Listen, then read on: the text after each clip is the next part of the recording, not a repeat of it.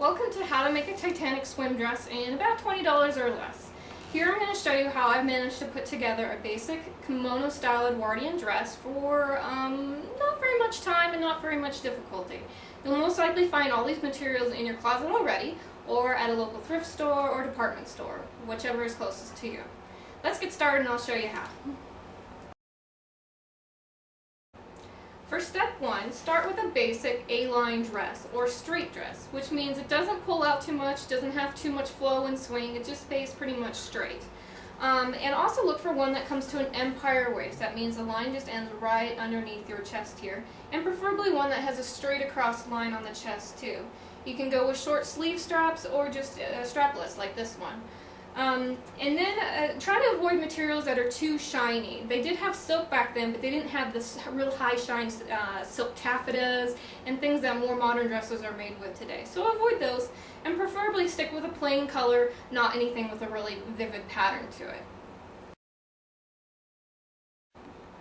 For step two, what I've done is I've gone to my local thrift store and I have found myself a basic night robe. This is fairly silky and a nice deep midnight blue, as well as got this great embroidery, which is almost identical to the one in the movie, which is a really amazing find. Now the problem with this is that the sleeves are too long, so all I would have done is just gathered up the fabric and pinned it here to the shoulder, and it worked okay. If you have more sewing skills, I'd recommend resetting the sleeves entirely. Otherwise, you can find kimonos that are short sleeve, middle sleeve, or long sleeve. They all work for this era. Make sure when you lay it that it comes across the chest. You want to leave a gap opening here so that you can see the rest of the dress through it.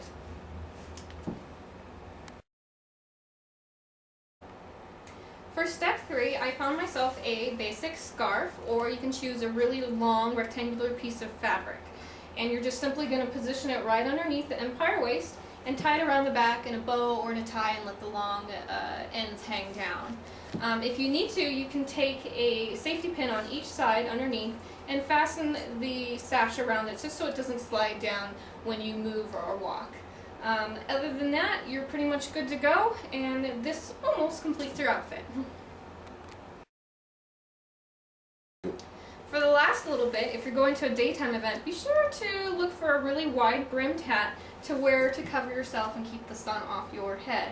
Also consider getting a pair of Edwardian boots, or basic Victorian boots will work too. And in a pinch, ballet shoes or simple flats will also suffice.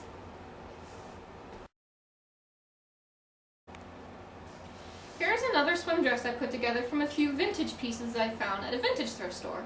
I started with a 1960s party dress with lots of lacy layers. Completed it with a nightgown from, I'm not quite sure what era, I think it's the 50s or the 60s.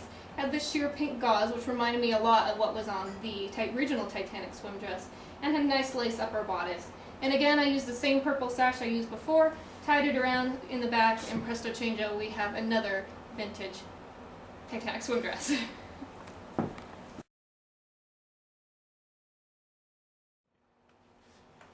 For my third and final dress, I've used the same dress and the same sash. All I've done is changed out the robe to a short sleeve with a pattern to it. As you can see, it still looks great. So no matter what combination you choose, you're going to look fabulous in this kimono style dress. For more tips, I would suggest going to vintagedancer.com, where I've got a great article that explains how to put this together with more pictures from different dresses I've managed to combine for you. That's it for this video. If you enjoyed it, please leave me a comment and I'll see you on the next one.